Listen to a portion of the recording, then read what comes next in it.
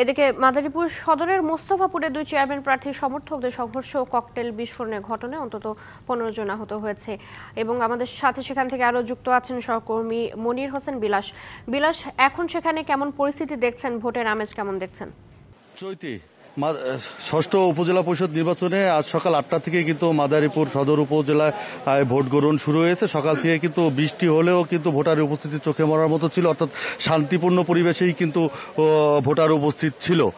তা বেলা বাড়ার সাথে সাথে কিন্তু ভোটারের উপস্থিতিও বাড়তে থাকে এবং আপনার শান্তিপূর্ণভাবে ভোট গ্রহণ শুরু হয়। কিন্তু মস্তাপুর ইউনিয়নের বালিয়া কেন্দ্রে 11টার দিকে চেয়ারম্যান পদপ্রার্থী আনারস মার্কা এবং মোটরসাইকেলের মার্কা দুইটি প্রার্থীর মিল্টন এবং এনামুল সর্দার দুজনের মধ্যে কিন্তু তর্কাতর্কি শুরু হয়। কথা কাটাকাটির এক পর্যায়ে কিন্তু সংঘর্ষ শুরু হয়। সংঘর্ষ শুরু হলে তখন কিন্তু বোম চার্জ হয়। বোম চার্জ করার পরে দেখা গেছে যে বেশ কিছু লোক আহত হয়েছে, প্রায় 15 জনের মতন আহত হয়েছে। তাদের কিন্তু মাদারীপুরের বিভিন্ন হাসপাতালে ভর্তি করা আছে, তারা চিকিৎসাধীন অবস্থায় রয়েছেন।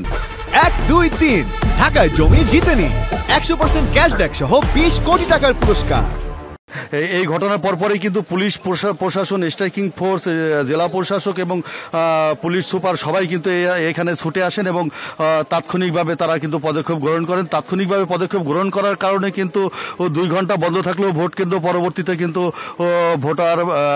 ভোটদান পরিস্থিতি কিন্তু স্বাভাবিক হয়ে আসে এবং পুলিশ প্রশাসনের যে তৎপরতা, সেই তৎপরতায় কিন্তু সাধারণ ভোটারদের মাঝে একটা আস্থা ফিরে এসেছে এবং আস্তে আস্তে কিন্তু আবার ভোটাররা আসতে শুরু করেছে।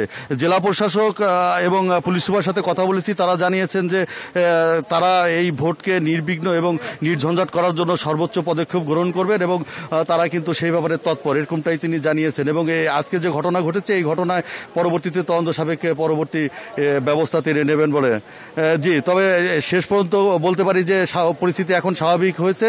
পরবর্তীতে যদি কোনো বড় ধরনের ঘটনা ঘটে তাহলে পরবর্তী বুলেটিনে জানাবো। ধন্যবাদ বিলাস, ধন্যবাদ আপনাকে।